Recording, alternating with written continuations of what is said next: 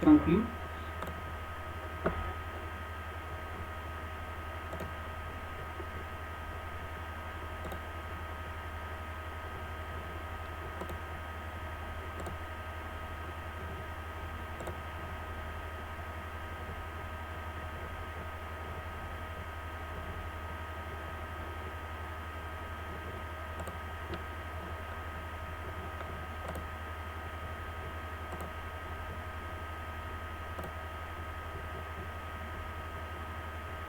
Apareceu aí para vocês?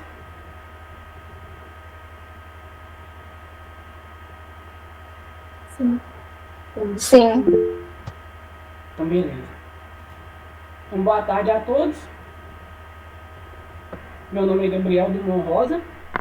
Eu sou aluno do 5º período de licenciatura em Física do IFMG Campus Congonhas. E a gente vai, agora, nessa semana, a gente vai apresentar, né, um ciclo de palestras referentes à prova da OBA. Nessa semana, então a gente vai preparar aí para a prova da OBA. E vai acontecer também semana que vem. Se não me engano, até o dia 25. A gente faz parte do programa do PIBID, Programa Institucional de Bolsa de Iniciação e Docência. Este aqui é meu e-mail. Caso alguém queira entrar em contato depois, tirar alguma dúvida, pedir algum material, pode entrar em contato através deste e-mail aqui. Mas é isso. Então vamos iniciar aí.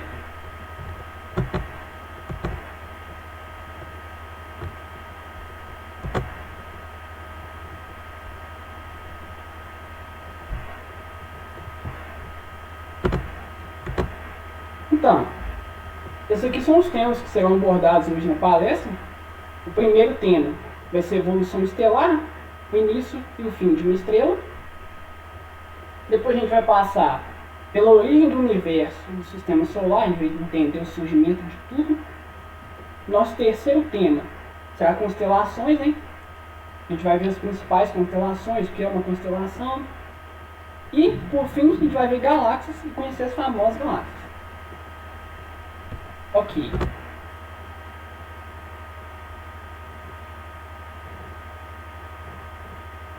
Então aí o primeiro tema, né? Evolução estelar.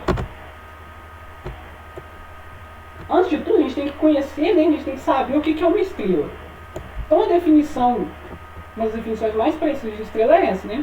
Que estrelas são esferas autogravitantes, ou seja, elas são mantidas pela própria gravidade, de gás ionizado, cuja fonte de energia é a transmutação de elementos através de reações nucleares, isto é, da fusão nuclear de hidrogênio em hélio, e posteriormente em elementos mais pesados. Então a gente vai ver que a energia de uma estrela, né, ela obtém através da fusão nuclear. A gente vai ver o que é a fusão nuclear daqui a pouco.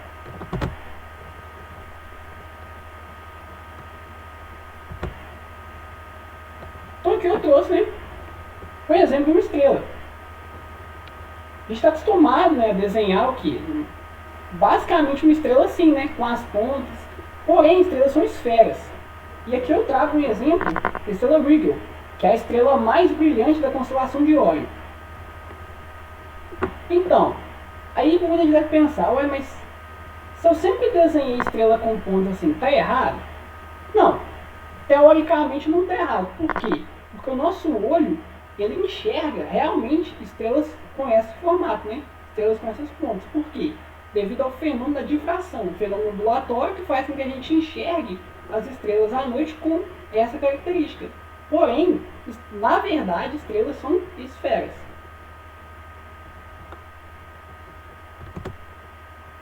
Então agora eu vou passar um vídeo que vai explicar um pouco sobre a fusão nuclear.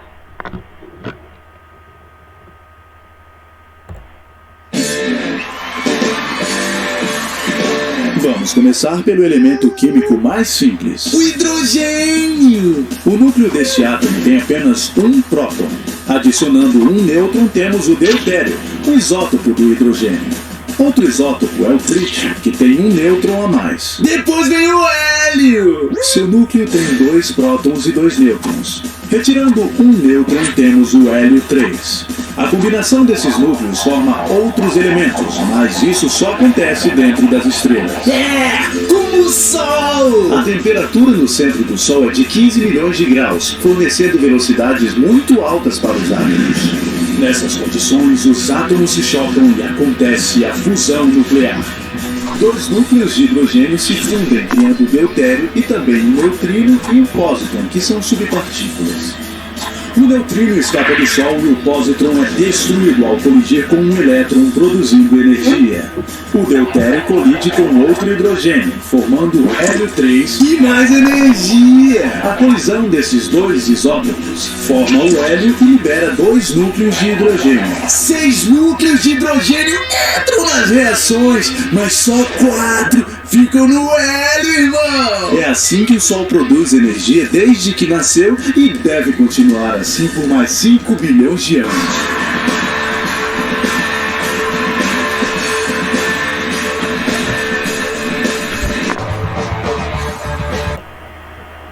Então, aí foi um videozinho, né, só para explicar melhor a fusão nuclear.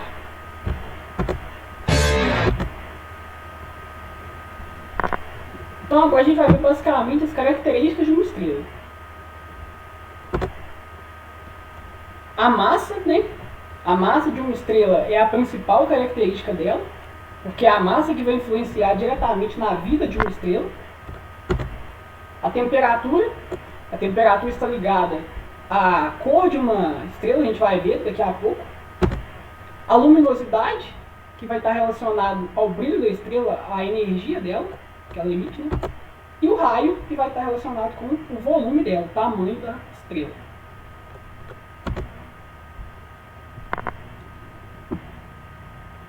Então agora a gente vai ver luminosidade.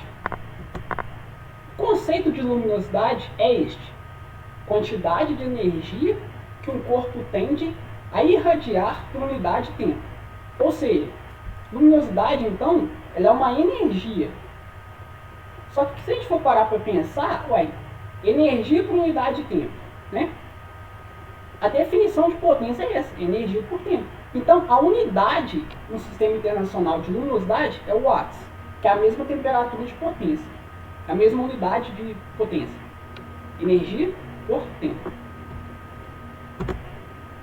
E a gente tem essa relação aqui da luminosidade, que fala que luminosidade é igual a 4π vezes R ao quadrado vezes sigma vezes temperatura efetiva elevada à quarta. Então, olha só, Pi a gente conhece, né? Constante matemática, vale aproximadamente 3,14. O raio é o raio da estrela ao quadrado. Sigma é a constante de Stefan Boltzmann e vale 5,67051 vezes 10 elevado a menos 5 ergs por centímetro quadrado, Kelvin a quarta segundos. Então, olha só.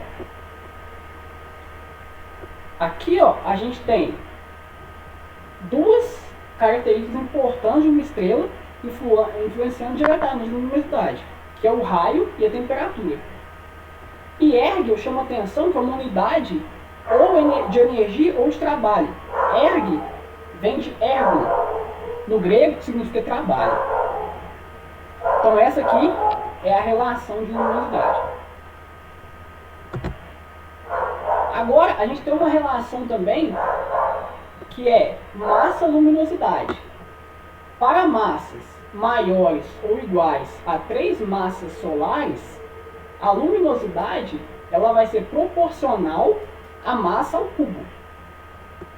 Agora, para uma massa de uma estrela 3 vezes menor, aqui ó, se ela for 3 vezes menor a massa solar ou meia vez a massa solar, maior ou igual, a luminosidade dela vai ser diretamente proporcional à massa à quarta.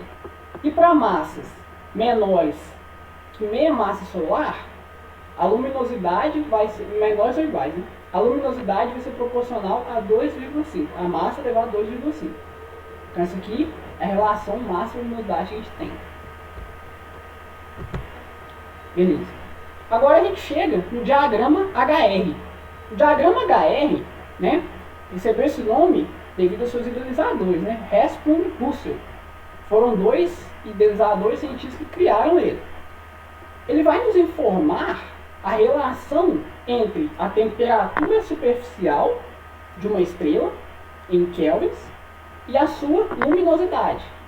Lembrando que a luminosidade aqui ela vai estar relacionada com a do Sol, né? Então, olha só, o diagrama funciona basicamente assim. De baixo para cima, a gente vai ter o crescimento das estrelas, ou seja, estrelas pequenas vão estar nessa faixa.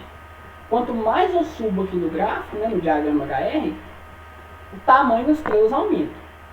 Então aqui eu tenho as nanas brancas, por exemplo, lá em cima eu já tenho as supergigantes. E a temperatura, ela cresce para a esquerda. Aqui, ó, 2.000 kelvins, aqui já tem 30.000 kelvins. Outra característica importante que a gente tem que notar aqui é a sequência principal, né? A sequência principal aqui no diagrama HR vai ser onde vão estar as estrelas anãs ou estrelas chamadas sequência principal. Olha só, e aí ó, aqui ao lado eu trago os nomes das estrelas em relação à numeração delas. Por exemplo, o Sol aqui é o 7, né? Ele está aqui e aqui ó, a gente tem mais ou menos uma noção da temperatura do Sol, né? Da cor dele de temperatura. Para a cor do Sol, a gente tem uma temperatura superficial próxima de 6.000 kelvins, tá? Aproximadamente. Agora, se a gente for pegar uma estrela azul, por exemplo, já são estrelas que têm temperaturas elevadíssimas, né? Por exemplo, a Spica, né, a estrela número 1, ela já tem uma temperatura aqui, ó, superior aos 20.000 kelvins. A temperatura da superfície dela é superior a 20.000 kelvins. E a gente pode ver também, né, se a gente relembrar a fórmula de luminosidade, que quanto maior a temperatura, né, vai estar diretamente ligada à luminosidade. Então, olha só, uma estrela azul, ela tem uma luminosidade muito maior que a do Sol, por exemplo. Se você pegar aqui que o parâmetro do Sol é 1, a gente vai ter uma estrela azul que é cerca de 100.000 vezes a luminosidade do Sol. Então, assim, o Sol já emite uma luminosidade imensa, né? Agora, se você pegar uma estrela azul, você vai ter uma luminosidade 100.000 vezes maior. Então, a temperatura aqui está influenciando na luminosidade da mesma. A gente pega um outro exemplo também que a gente quiser pegar, Betelgeuse, por exemplo, estrela 11 aqui, ó, gigante vermelha. Olha só, apesar de sua cor, né, sua cor está aqui, mas olha só a luminosidade dela. Então a estrela também, ela é muito grande. O seu tamanho também vai influenciar na luminosidade. A gente viu, né, que o raio de uma estrela influencia na luminosidade. A estrela é muito grande, super gigante. A gente pega outro exemplo também, a Rigel, que eu comentei no início, estrela 3 aqui. Ela é uma estrela azul. Estrelas azuis têm elevadas temperaturas, né? Aqui a Rigel, por exemplo, está na casa dos 10.000 kelvins.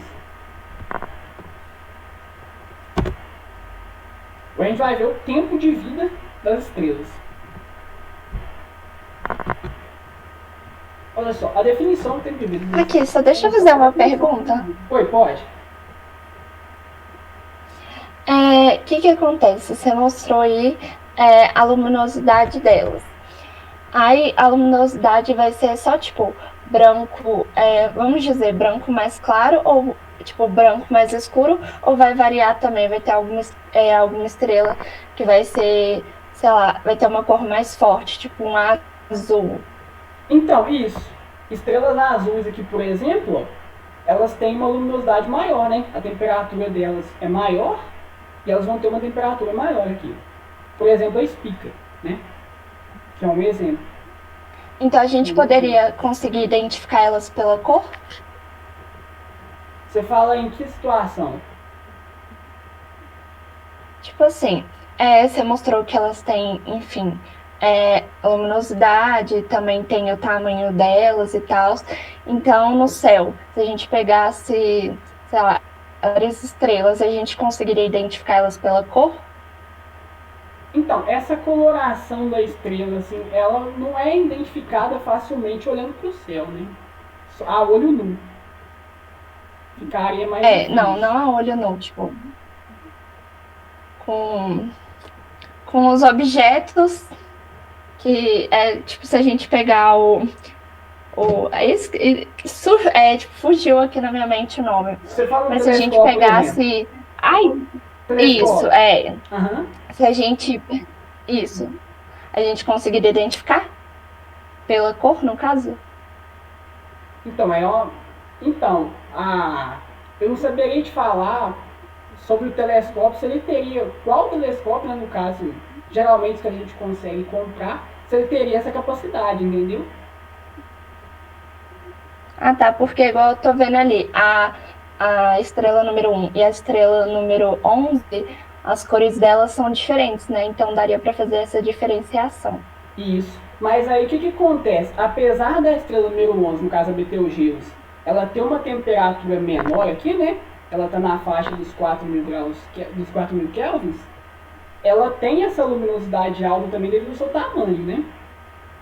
Então, a gente viu lá se a gente voltar aqui na fórmula, por exemplo, a luminosidade ela está proporcional ao raio ao quadrado. Então, quanto maior a estrela também, maior a luminosidade. Só que o fator que mais influencia é a temperatura, que está relacionada à cor. Ah, tá, entendi. Obrigado. De nada. Como que se mede a temperatura de uma estrela?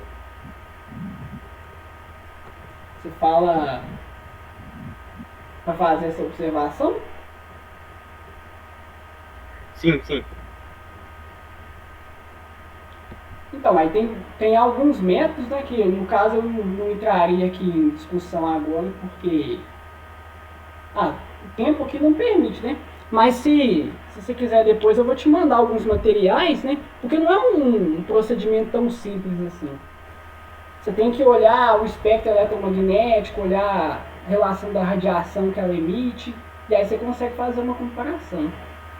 No final, eu vou deixar o contato, aí você pode estar me mandando e-mail que eu te mando algum material relacionado. Beleza, valeu. Beleza? Talvez possa ajudar, mas em relação à temperatura, geralmente eu tento associar ela ao fogão mesmo, sabe? Tipo assim, quando o gás tá bom, a chama fica azul.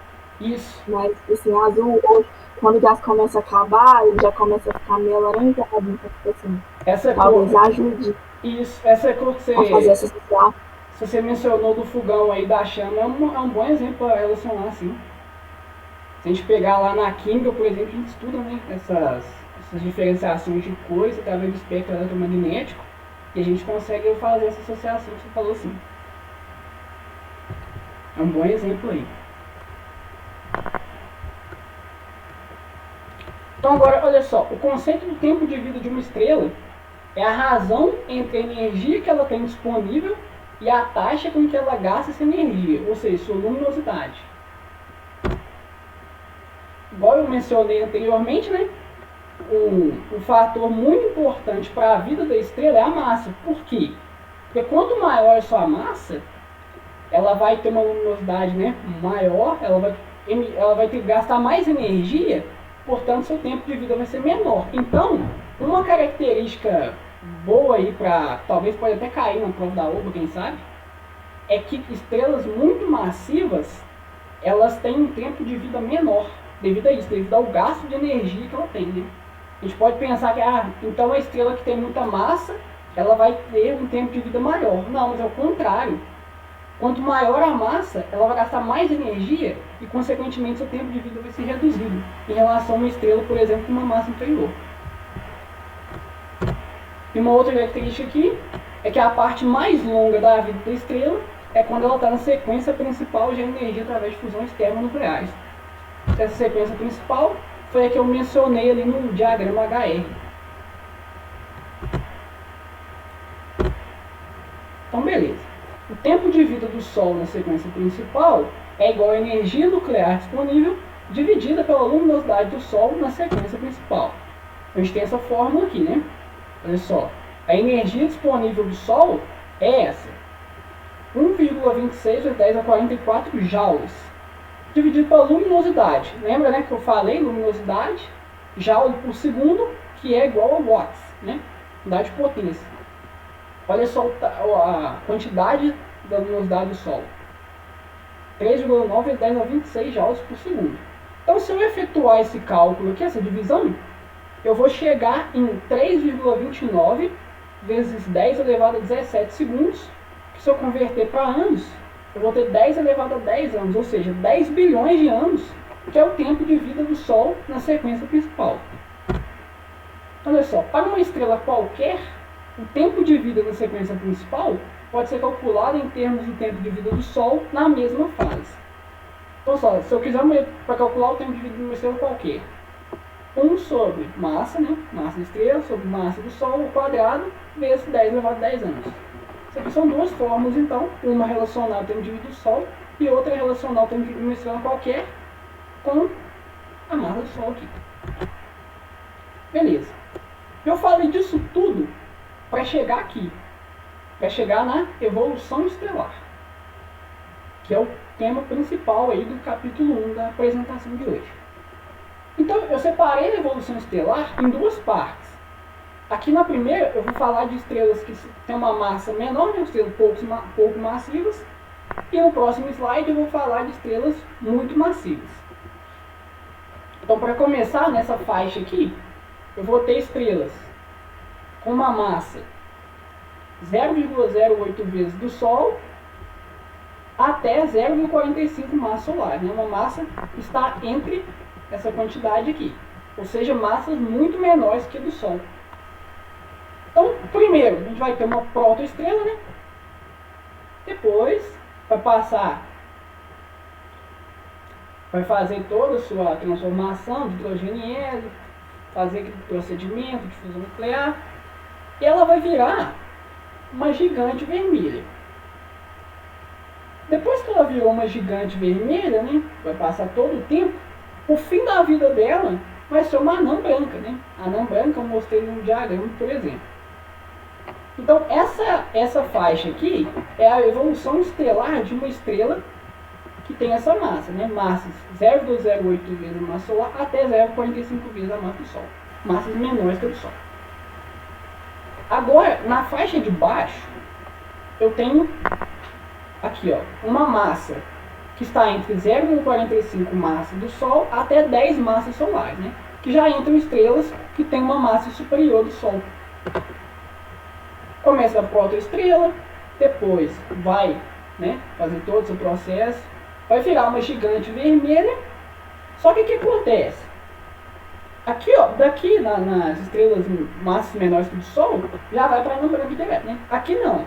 Aqui da gigante vermelha, eu vou passar por uma super gigante vermelha. Depois, eu vou ter uma nebulosa. E por fim, eu vou ter a anã branca. Então, essa faixa aqui é a faixa das estrelas que tem entre 0,45 massas solares até 10 massas do Sol. Esse é o processo. Agora aqui, a gente já tem evolução estelar de estrelas muito massivas, né? Nessa faixa, eu tenho uma massa que é de 10 a 25 massas solares, por exemplo. Uma massa extremamente grande, né? Aqui, ó. Aí ela vai, começa com a protoestrela, vai aqui fazer o processo, transformar hidrogênio em hélio. Depois ela vai virar uma gigante vermelha. Aqui já tem uma diferença. As estrelas com massas muito superiores do Sol, elas passam por um processo de supernova. Essa supernova, ela é uma super explosão, né? Uma explosão imensa, que é um processo de estrelas muito massivas. A gente vai ver aqui embaixo também que acontece isso. E por fim, ela vira uma estrela de nêutrons ou de quarks. Agora, um outro processo que a gente tem é para estrelas de massas muito maiores ainda. 25 massas solares até 100 massas solares. Aqui eu já tenho, né, o mesmo processo, protoestrela. Só vou aceitar aqui. Beleza. Protoestrela, depois eu tenho de novo processo. Aqui já entra uma estrela Wolf. Depois eu vou ter a supernova. E depois ainda eu vou ter o fim da vida de estrelas muito massivas, né? Processo de singularidade, e vou ter um buraco nele. Então é assim o ciclo de vida das estrelas. trouxe um exercício que caiu na OBA no ano de 2015. Nível 3, questão 3. Escreva certo ou errado na frente de cada frase abaixo. A primeira frase. As estrelas amarelas têm temperatura superficial de 5.000 graus Celsius. Então, essa frase está certa, né? Se a gente voltar lá no diagrama HR, por exemplo, a gente pode ver que sim, as estrelas amarelas elas contemplam essa faixa de temperatura. A segunda frase. As estrelas vermelhas têm temperatura superficial de cerca de 3.500 graus Celsius. Isso. Um exemplo lá da Betelgeuse, né? Ela tem essa faixa de temperatura. Terceira frase. A temperatura superficial do Sol é de 3.500 graus Celsius. Não. A gente viu que a temperatura superficial do Sol é cerca de 6.000, né, graus, aproximadamente. Então, essa aqui está errada. Quarto. Estrelas azuis têm temperaturas superficiais de cerca de 30.000 graus Celsius. Essa aqui está correta. Estrelas azuis, como eu comentei, temperaturas muito superiores, né? E por fim, algumas estrelas explodem. Sim, é o que eu comentei na fase da evolução estelar. Estrelas que têm imensa massa, né? Elas passam pelo processo de supernova, que é a tal de explosão. Então, a última frase também está correta. Beleza. Aqui, deixa eu te fazer uma pergunta. O buraco negro, ele pode ser visível a olho nu? Então, a gente teve até aquela suposta foto em 2019, né? Que aí teve todo o processo de... Não, foi muita memória para fazer aquela tal foto, supercomputadores. E o processo muito demorado, a gente gastou muito tempo, o cientista gastou muito tempo. E teve todo aquele aparato, né? Então, a olho nu, você fala só olhando para o céu assim, a gente não conseguiria, não. Ah, tá. Então, tipo assim, como que isso acontece? Porque a estrela, tipo assim, se a gente tivesse os materiais necessários e tal para ver a estrela, aí ela conseguiria ser vista a olho nu, dependendo do material que a gente fosse olhar. Como que ela se transforma numa coisa que não dá para ver? Então, tem todo o processo da evolução estelar, né? Vou voltar aqui rapidinho. Aqui, ó, nessa faixa aqui, ela explode. Ó, começa, né? Passa pelo processo de transformação de hidrogênio em hélio, depois vai ter a estrela Wolf e tal, vira supernova e depois vira o buraco negro. Esse processo, ele demora muito tempo, né? Não é assim, é questão de milhões, bilhões de anos. Então, a partir desse processo aqui, que vai virar o buraco negro. Tem até a questão da singularidade, que é um conceito que eu posso estar mandando depois também, que é um pouco até longo de falar aqui. Mas basicamente é isso. Esse processo aqui, ele demanda um tempo. Até virar o buraco negro, entendeu? É porque você mostrou. É porque você mostrou as outras estrelas e você mostrou que elas. Uma que tinha uma massa lá, ela pode virar anã branca. Então a gente conseguiria estar vendo. Já essa, ela se transformaria num buraco negro, então não daria pra gente ver. Aí, tipo, isso que eu queria saber, o porquê dessa diferença, que algumas elas dariam para ver e essa que possui massa maior não daria. Então você fala, vê como assim, você fala só a olho nu ou usando mesmo um aparelho? Usando aparelho mesmo. Porque, igual você disse, desse buraco negro, que foram gastos muitos aparelhos, enfim, para estar mostrando essa imagem do buraco. Então, igual, muitas das imagens que a gente tem aí hoje, né, é graças ao telescópio Hubble, né?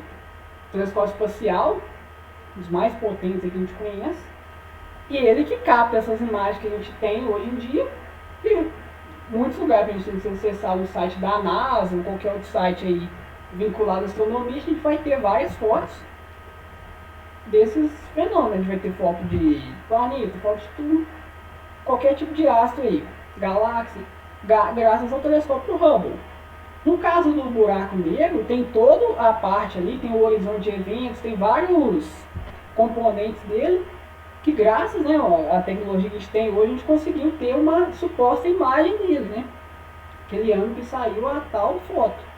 Mas é um processo assim, você pode ver, por exemplo, que eu não sei o número exato agora, mas foi muita memória. Então assim, não é uma coisa simples que a gente consegue fazer, não.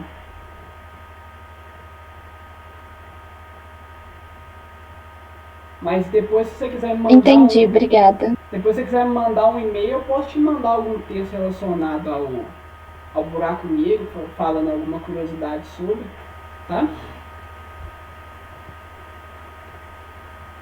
Tá bom.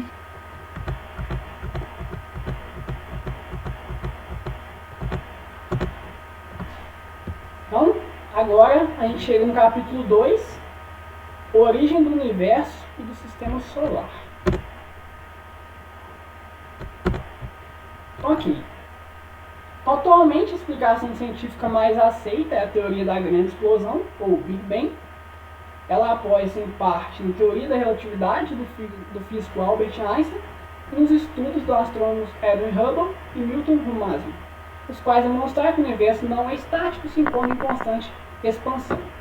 Einstein, por exemplo, acreditava no século passado que o universo era estático. Hubble comprovou que não, graças ao que? O Hubble ele conseguiu ver que as galáxias elas se afastavam.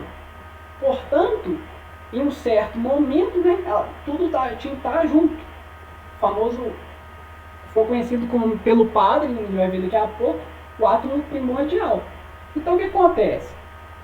Se o Hubble conseguiu ver, né, que as galáxias estavam se afastando, uma hora elas tinham que estar juntas, e isso comprovaria que o universo não é estático e que ele está se expandindo. Foi uma das evidências que favorecem a teoria do Big Bang, esse fato das galáxias estarem se afastando umas das outras. Então, a teoria do Big Bang foi enunciada em 1948 pelo cientista russo naturalizado estadunidense George Gamow e o padre, né, astrônomo belga Georges Lemaitre. Esse padre, então, que falava da história do átomo primordial. Aqui eu trago uma imagem dos 5 pioneiros da história do Big Bang, né? Primeiro foi o Einstein. Mesmo ele acreditando que o universo era estático, a sua teoria, né, a mais famosa teoria dele, a teoria da relatividade, ajudou e muito no estudo do Big Bang. Hubble, né, um dos principais cientistas aí que estudaram as galáxias, o Milton Rummelsee foi um dos pioneiros também junto com Hubble, Gamow e o padre, né, padre belga Georges Lemaitre, na última foto.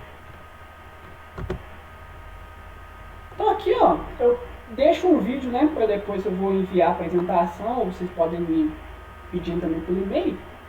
Aqui conta mais detalhadamente a origem do universo. É um vídeo de nerdologia, né, do Átila, acho que muita gente já conhece, né, famoso. E ele conta em detalhes todos os processos aí até chegar na tal teoria. Então aqui trago uma foto da cronologia do universo, né? Aqui, ó, primeiro a gente teve um processo de inflação. Aí aqui eu tenho a linha do tempo. Isso 10 elevado a menos 32 milissegundos. É um tempo muito pequeno. As primeiras partículas. E olha aqui eu também consigo comparar com o tamanho do universo. Por exemplo, o tamanho do universo aqui é o tamanho de uma laranja, né? Vamos dizer assim, no tempo inicial. Aí passaram-se pouquíssimos tempos, milissegundos. Primeiras partículas, né? Formaram os nêutrons, os prótons e a matéria escura. Depois, nessa faixa, a gente teve o primeiro núcleo, hélio e hidrogênio surgem. Ou seja, hélio e hidrogênio, né, que são componentes fundamentais para uma estrela, surgiram nessa faixa de tempo aqui, de 0,01 até 200 segundos. E nessa faixa, tamanho do universo era 1 bilionésimo do tamanho atual, né? Ou seja, era, perto do tamanho atual era minúsculo ainda. Né? Aqui, quando o universo tinha aproximadamente 380 mil anos, você já estava com 0,0009 do tamanho atual, formaram-se os primeiros átomos, né? Primeiros. Idade das trevas, né? Formam-se os aglomerados de matéria, 380 mil anos, o universo já tinha quase seu tamanho todo atual. Que, quando o universo tinha 300 milhões de anos, surgem as estrelas das galáxias, né? Gravidade. Agora que a antigravidade, a expansão do universo acelera, quando tinha 10 bilhões de anos. Nos dias atuais, o universo continua se expandindo e as galáxias se separam. Estima-se que o universo tem aproximadamente 13,8 bilhões de anos. Agora a gente vai falar da temperatura do universo, né? No tempo inicial, né, a gente fala 10 elevado a menos 43 segundos, a temperatura do universo era de cerca de 10 elevado a 32 Kelvin, ou seja, uma temperatura imensa. Aqui a gente tem até a energia do universo também, para fazer um comparativo. Passaram pouquíssimo tempo, a gente já percebe o quanto que a temperatura caiu. No tempo de 10 elevado a menos 35 segundos, a temperatura do universo era de 10 elevado a 27 Kelvin. 10 a menos 12 segundos, temperatura do universo 10 elevado a 15 Kelvin. 10 a menos 6 segundos, temperatura do universo era de 10 a 13 Kelvin. E aí a gente chega hoje, né? Hoje a temperatura do universo já está bem menor, 3 Kelvin. Isso é cerca de menos 270 graus Celsius. Aqui eu chamo a atenção para a relação, né, de conversão de Kelvin para Celsius. A conversão é essa: temperatura em Kelvin é igual a temperatura em Celsius mais 273. Então se eu pegar 3 Kelvin, ó, 3 é igual a temperatura em Celsius mais 273. Se eu subtrair aqui 273 ambos os lados, eu chego que a temperatura em Celsius vale menos 270 graus. Né? Uma temperatura assim, bem menor se comparado ao início do universo.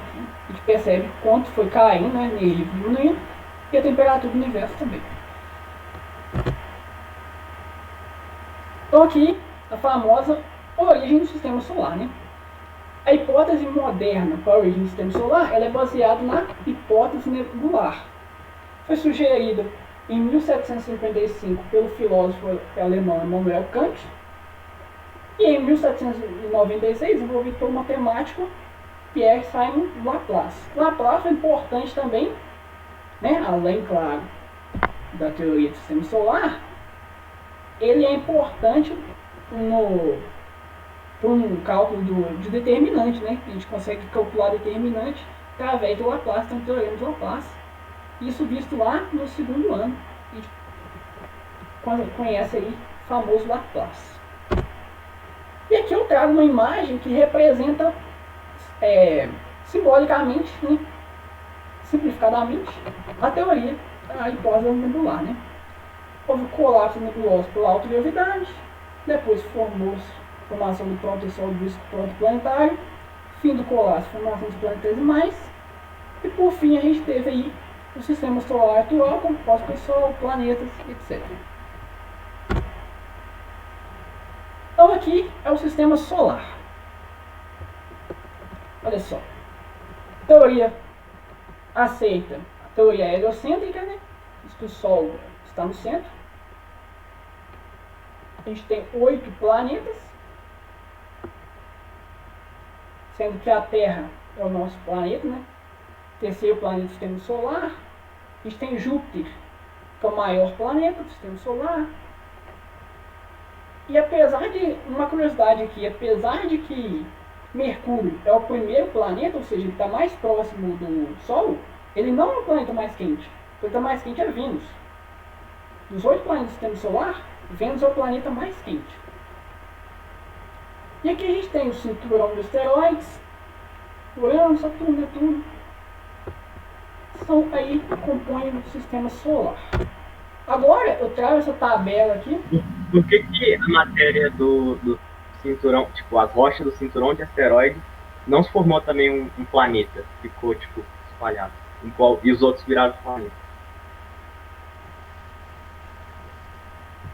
Você fala aqui, né, do cinturão de asteroides. Então, essa pergunta agora eu não saberia te falar exatamente, mas toda dúvida que tiver depois, você poderia estar me encaminhando aí que eu vou estar pesquisando e posso te passar, tá? Ô, Gabriel. Oi, pode falar. Gabriel, Arius, tudo bom? Bom. Só dando um toque, a questão do cinturão de asteroides pode ser explicado, é como se fosse um sistema de resultante de forças, né? Você tem um sistema planetário, todos eles envolvem várias forças, né? Então é como se naquela região do cinturão você tivesse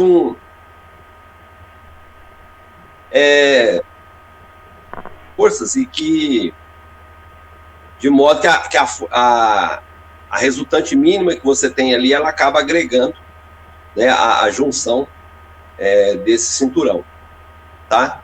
E tem também a questão que é como se ele fosse, você pode também explicar, é como se fosse uma região divisória, onde você tem, né, a característica dos planetas telúricos, a divisão entre os planetas telúricos e os planetas jovianos, né? Ou seja, os gasosos. Isso. Obrigado. É só um comentário. Não, obrigado. Mas assim, eu acredito que tenha também tenham mais detalhes também a serem buscados, né? De repente depois o Gabriel pode estar buscando isso aí. Isso. Mas legal, pode continuar, Gabriel. Igual eu comentei aí, depois você pode estar mandando e-mail aí que eu respondo. Aqui eu trago um comparativo, né, entre a massa e os componentes do sistema solar. O Sol, ele é responsável por 99,85% de toda a massa do sistema solar. Então, de 100%, sobra 0,15% para compor todos os outros corpos do sistema. Júpiter, 0,1%, né? Maior planeta do sistema.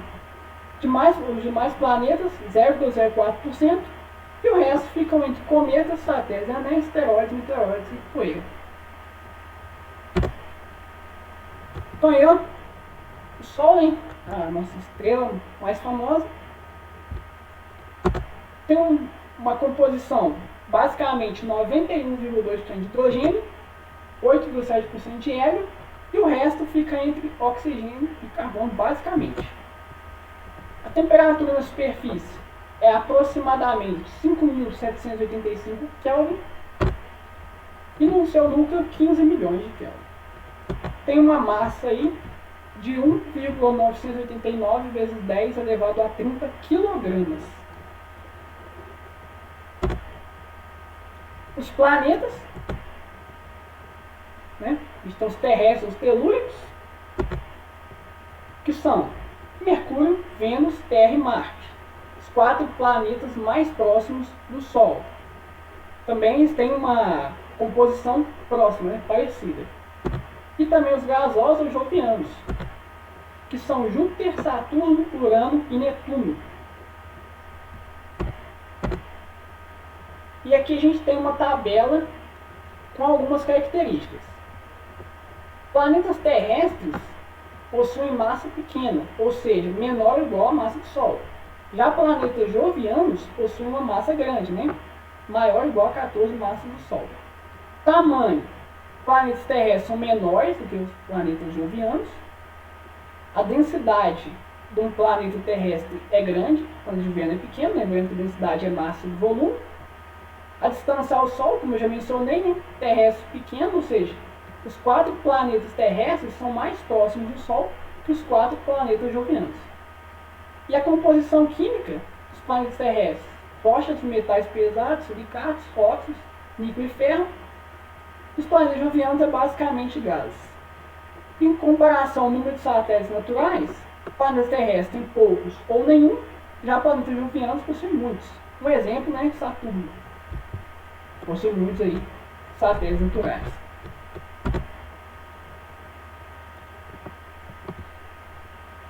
Agora, a gente tem uma simulaçãozinha do sistema solar aqui para dar uma olhada.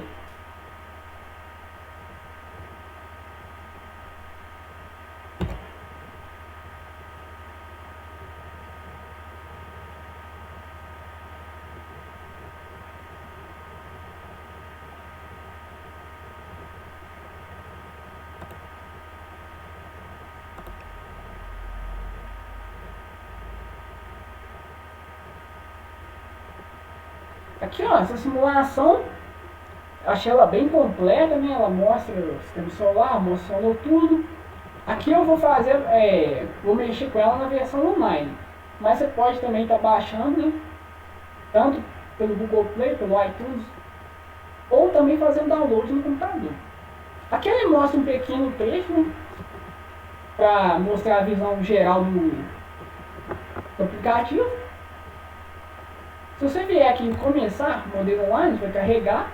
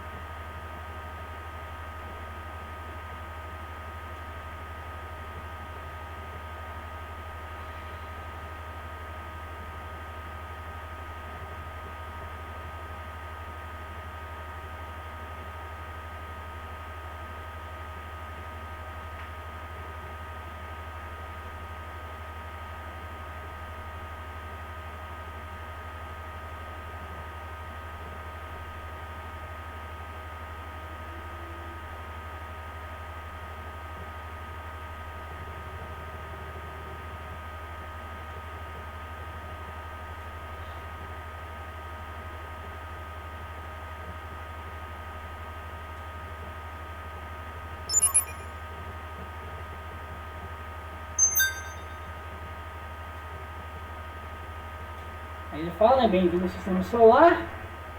E aqui a gente clica na tela para começar. E aqui, ó, já tá, né, tempo real, olha só. O dia de hoje, 19 de maio de 2021, e o horário, 6h23. Aí aqui, ó, com o botão Scroll Look do mouse, eu posso ampliar ou eu posso reduzir aqui o sistema solar. Se eu vier aqui, por exemplo, se eu clicar na Terra e eu vier em explorar, vai me dar 3 opções. Eu posso visitar a Terra, eu posso ir em enciclopédia, ele vai me dar algumas informações, e eu posso ver também a estrutura. Vamos ver aqui em enciclopédia. Ele me dá todas as principais características da Terra. Por exemplo, seu diâmetro equatorial, 12.756 km, a sua massa, 6 vezes 10 a 24 kg, a distância média do Sol, 150 milhões de quilômetros, né? Que é inclusive a unidade astronômica, né? Unidade astronômica é a distância da Terra ao Sol. Seu período de rotação, 23 horas e 56 minutos, praticamente um dia. Seu período de revolução, né? Volta ao redor do Sol, 1 ano. Gravidade, 9,8 metros por segundo ao quadrado. E a temperatura superficial, 15 graus Celsius.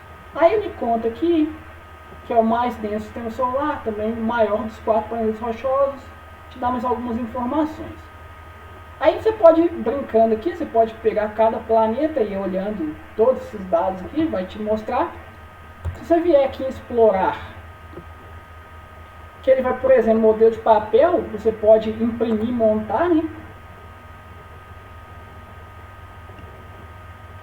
Aí aqui, ó, você pode baixar os modelos, pode pegar o modelo do Sol, dos planetas, tem da Lua, por exemplo, anel de Saturno, e aí ele dá alguns modos. Fácil, né?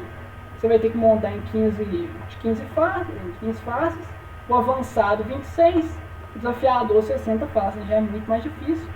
E aí você pode baixar e tentar montar aqui, se você quiser, de acordo com o planeta.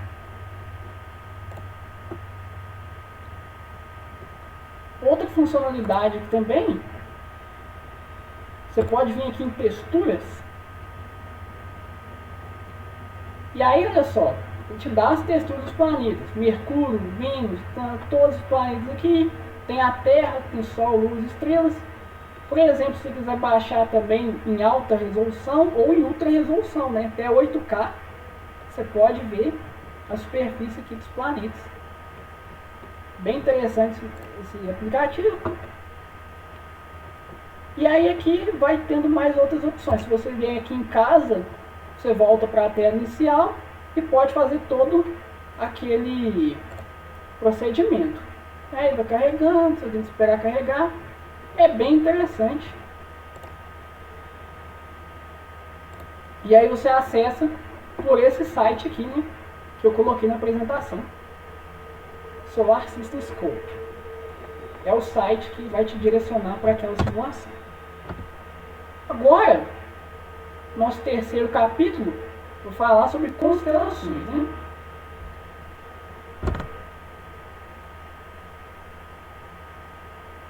Aqui eu deixo um vídeo, né, quem quiser assistir depois, que conta um pouco sobre o que são constelações. Mas basicamente o vídeo vai dizer que, igual, apesar de até no dicionário dizer que constelações são figuras do céu, na astronomia isso não é bem aceito. Por quê? Porque você tem que considerar constelações como sendo ali aquela região do céu. Ou seja, a gente tem catalogadas 88 constelações. Então, se a gente fizer uma divisão na esfera celeste, a gente vai ter 88 regiões que contemplam aquelas determinadas constelações, né? As estrelas ali que compõem a determinada constelação. Então agora eu vou falar um pouco sobre as principais, as que podem cair na prova. Então aqui a gente tem a Cruzeiro do Sul, né? Basta perceber aqui e analisar a cruz, né? E agora aqui, ó, na constelação do Cruzeiro do Sul, a gente pode perceber na própria bandeira. Olha só. E aí, uma outra característica que até fala no vídeo também, é que a ordem de brilho das estrelas, ela leva o nome das letras do alfabeto grego. Por exemplo, alfa é a estrela que possui maior brilho, respectivamente. Se a gente pegar o alfabeto grego, alfa, beta, gama, delta, epsilon, é nessa ordem. Então, a estrela mais brilhante da constelação, ela recebe o nome de alfa. Tá? Aí aqui a gente tem Órion. Então, para localizar Órion, primeiro a gente localiza a estrela supergigante Betelgeuse. E aí tem a nossa constelação de Órion. Escorpião, a gente recebeu esse nome porque forma quase que um escorpião, o seu desenho. Chama a atenção porque a gente tem que localizar primeiro a estrela Antares. E ela também está presente na nossa bandeira. Cão maior, localize Sirius, porque você vai conseguir localizar Cão maior. E aí, inclusive, Sirius, né, é a estrela alfa da constelação. Triângulo austral, mais simples de localizar, basta a gente identificar aqui um triângulo, né? A gente consegue localizar e está aí na nossa bandeira também presente. Talvez um dos softwares mais famosos existentes para astronomia, né, o Stellarium, ele ajuda você a conseguir localizar em tempo real as constelações do céu. Então aqui, ó, vou entrar no site deles.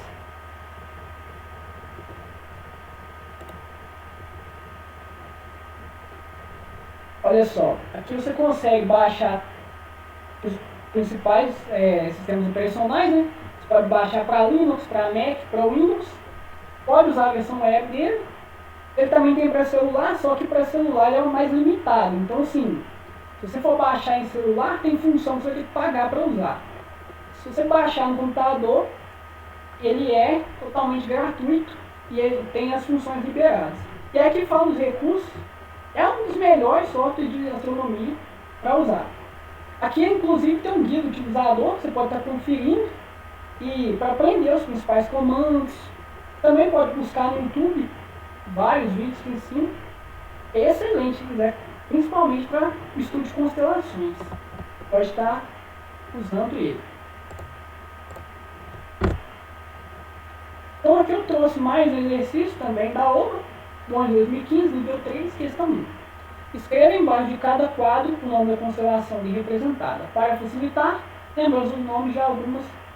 Leão, que é o maior, que é o menor, Cruzeiro do Sul, Cassiopeia, Triângulo Austral, Sagitário, Escorpião e Óleo.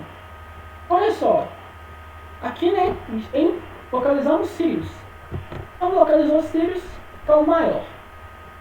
Olha só, aqui localizamos Betelgeuse, constelação de Órion. É a mais simples. Tem a cruz, Cruzeiro do Sul, forma o escorpião, né? E a nossa estrela famosa aí, Antares. Então, exercício bem simples, só aplicação do reconhecimento de constelações. Por fim, nosso último capítulo, a gente vai abordar o tema de galáxias.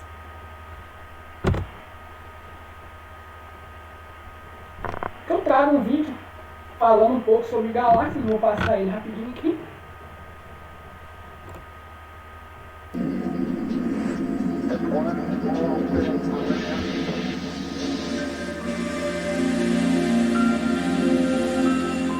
Ao contemplar um céu bem estrelado, você já deve ter notado uma grande mancha esbranquiçada na esfera celeste. Talvez você possa tê-la confundido com algum fenômeno da atmosfera, como nuvens, poeira ou fumaça. Mas você sabia que esta faixa é o perfil da nossa própria galáxia? Será possível observar outras galáxias a olho nu, além da nossa? Afinal, o que são as galáxias? Os gregos antigos denominaram essa faixa esbranquiçada que se estende pela esfera celeste de círculo de leite. Para eles, aquela faixa correspondia ao leite derramado por uma deusa chamada Hera. Para os índios tupis-guaranis, essa mesma região é chamada de Caminho da Anta. E ao olharmos com um telescópio nesta região, é possível enxergar milhões de estrelas da Via Láctea, a nossa própria galáxia. As demais estrelas do céu também fazem parte da Via Láctea, mas esta faixa é assim esbranquiçada porque é nela que se concentra a maior quantidade de estrelas da nossa galáxia.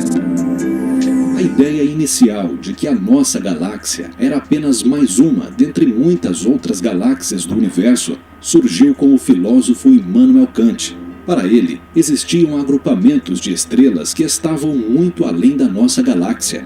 Kant chamou esses agrupamentos de universos-ilhas. Em 1845, o astrônomo William Parsons resolveu estudar a teoria proposta por Kant e tentou observar objetos astronômicos anteriormente observados e catalogados por William Herschel. Parsons estudou a fundo os objetos catalogados como nebulosas e observou que muitos possuíam formas espiraladas. Na época, ele registrou com grande precisão, na forma de desenho, uma observação da galáxia do Roda-Moinho. Essas observações serviram para a difusão da ideia apresentada por Kant dos universos-ilhas. Já no século XX, os astrônomos Harlow Shapley e Herbert Kurtz protagonizaram um debate. Shapley defendeu a ideia de que as nebulosas espirais eram objetos relativamente pequenos, que estavam próximos e se encontravam na nossa própria galáxia. Kurtz defendia que essas nebulosas espirais eram sistemas de estrelas em rotação, parecidos com a nossa galáxia, mas fora dela. Para resolver esse debate histórico, os astrônomos precisavam descobrir uma maneira de calcular a distância dessas nebulosas espirais e determinar um possível tamanho para o universo e para a Via Láctea. A resposta veio em 1924, com o astrônomo Edwin Hubble. Ao estudar um objeto celeste catalogado como M31, ele descobriu que sua distância deveria ser muito maior do que se imaginava. Usando os métodos de cálculos desenvolvidos pela astrônoma Henrietta Leavitt, ele concluiu que aquele objeto estava a uma distância de uns 2 milhões de anos-luz da nossa própria galáxia. Portanto, M31 não poderia ser uma nebulosa dentro da nossa galáxia, mas era, na verdade, outra galáxia, a galáxia de Andrômeda. Com o tempo, conforme o astrofísico Edwin Hubble foi estudando as galáxias, ele foi percebendo que era possível classificar os tipos de galáxias diferentes que ele via, que ele observava. E ele classificou esses tipos diferentes de galáxias, pelo menos em 3 tipos, né? As galáxias elípticas, as galáxias espirais e as galáxias espirais barradas. E de modo que essas galáxias elípticas, elas têm um formato mais ou menos oval, que parece mais como um núcleo de uma galáxia espiral. E as galáxias espirais, elas são galáxias que têm estrelas no formato de um redemoinho, né? Como se fosse uma água escorrendo num ralo, né? Girando. E as galáxias espirais barradas são muito parecidas com as espirais, mas elas têm uma barra a partir do seu núcleo. E acredita-se nos estudos mais recentes que a nossa própria galáxia, a Via Láctea, seja uma galáxia deste tipo, uma galáxia espiral barrada. E é interessante perceber nessas galáxias espirais que o formato delas obedece a um padrão matemático conhecido por padrão de Fibonacci, que também é encontrado naquele ciclone, nos furacões aqui na Terra, na disposição das sementes de um girassol, no formato de um caramujo, né, de um caracol, e nas cascas do abacaxi. Então, esse padrão matemático de Fibonacci é observado até mesmo nas grandes galáxias espirais. Hoje sabemos que o universo é povoado por muitas outras bilhões de galáxias, cada uma com seus bilhões de estrelas, planetas, buracos negros, nuvens de poeira, gases e matéria, tudo unido gravitacionalmente. Além disso, as galáxias não estão isoladas no universo, elas se encontram agrupadas em aglomerados, ligando-se gravitacionalmente. Por sua vez, os aglomerados de galáxias estão agrupados em superaglomerados de galáxias. A Via Láctea faz parte de um aglomerado chamado de aglomerado local. Nele há diversas galáxias vizinhas, mas 3 delas são bastante especiais: a galáxia de Andrômeda e as galáxias satélites da nossa Via Láctea, chamadas de Pequena Nuvem de Magalhães e Grande Nuvem de Magalhães. Essas 3 galáxias são as únicas que podem ser observadas a olho nu daqui da Terra. Agora que você já conhece um pouquinho sobre as galáxias, que tal tentar... Então, agora, né, que já viu o que é uma galáxia, a gente vai ver os tipos de galáxias, né? As galáxias diferem bastante entre si, mas a grande maioria tem formas mais ou menos regulares, quando observadas em projeção contra o céu, e se enquadram em duas classes gerais, espirais e elípticas. As que não têm forma definida são chamadas de irregulares. Então aqui é o esquema que Hubble fez para classificar as galáxias, né? As galáxias elípticas, espirais e espirais barradas. Irregulares, por exemplo, seria uma 4ª classe que não estaria aqui no esquema de Hubble. As galáxias espirais, que a gente vai falar, quando isso é diferente, né, apresentam uma estrutura espiral, por isso o nome. 2 exemplos aqui, a M31 e a nossa própria galáxia, a Via Láctea, né? Elas possuem um núcleo, um disco, um ralo e gases espirais.